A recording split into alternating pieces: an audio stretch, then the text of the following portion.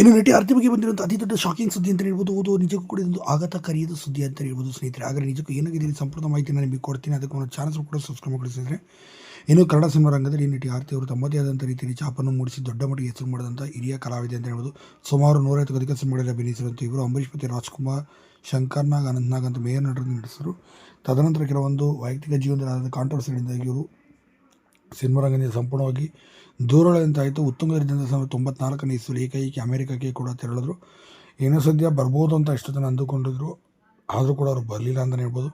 ಇಂದಿಗೂ ಸಹ ಅವರು ಬರಲಿಲ್ಲ ಸಿನಿಮಾ ರಂಗಕ್ಕೆ ಅಥವಾ ಬೇರೆ ನಟಿಯರ ರೀತಿಯಲ್ಲಿ ಸೀರಿಯಲ್ ರಂಗಕ್ಕೆ ವಾಪಸ್ ಆಗ್ತಾರೆ ಅಂತ ಎಷ್ಟು ಜನ ಅಂದುಕೊಂಡ್ರು, ಅದು ಕೂಡ ಸುಳ್ಳಾಯಿತು ಅಂತ ಹೇಳ್ಬೋದು. ಹೀಗಾಗಿ ನಟಿ ಆರ್ತಿ ಅವರು ಬರಲಿಲ್ಲ, ಹಾಗಾಗಿ ಸಿನಿಮಾ ರಂಗದಿಂದ ಸಂಪೂರ್ಣವಾಗಿ ದೂರನೇ ಉಳ್ಕೊಂಡ್ಬಿಟ್ರು ಅಂತ ಹೇಳ್ಬೋದು ಸ್ನೇಹಿತರೆ. ಇನ್ನು ಅಲ್ಲಿ ತಮ್ಮ ಮಗಳಿಗೆ ವೈದ್ಯರಾಗಿ ಮಾಡಿದ್ದಾರೆ ಮತ್ತು ಸಮಾಜ ಸೇವೆಯಲ್ಲಿ ಕೂಡ ತೊಡಗಿಕೊಂಡಿದ್ದಾರೆ. ಅಲ್ಲೇ ಒಂದು ಟ್ರಸ್ಟನ್ನು ಕೂಡ ಸ್ಥಾಪನೆ ಮಾಡಿದ್ದಾರೆ ಮತ್ತು ಉತ್ತರ ಕರ್ನಾಟಕದ ಕಡೆ 2-3 ಅನಾಥಾಶ್ರಮಗಳನ್ನು ಕೂಡ ಅವರು ದತ್ತು ಪಡೆದುಕೊಂಡು ಇಂದಿಗೋಸ್ಕರ ನೋಡ್ಕೊತಿದ್ದಾರೆ. ಇನ್ನು ಸಿನಿಮಾ ರಂಗಕ್ಕೆ ಬರದೇ ರೀತಿಯಾಗಿ ಕಣ್ಣೀರು ಮತ್ತು ಆಘಾತಕಾರಿ ಸುದ್ದಿ ಆಯಿತು ಅಂತ ಹೇಳ್ಬೋದು. ಸುಮಾರು 35 ವರ್ಷಗಳು ಕೂಡ ದೂರನೇ ಹೊರಟಿದ್ದಾರೆ ಅಂತ ಹೇಳ್ಬೋದು.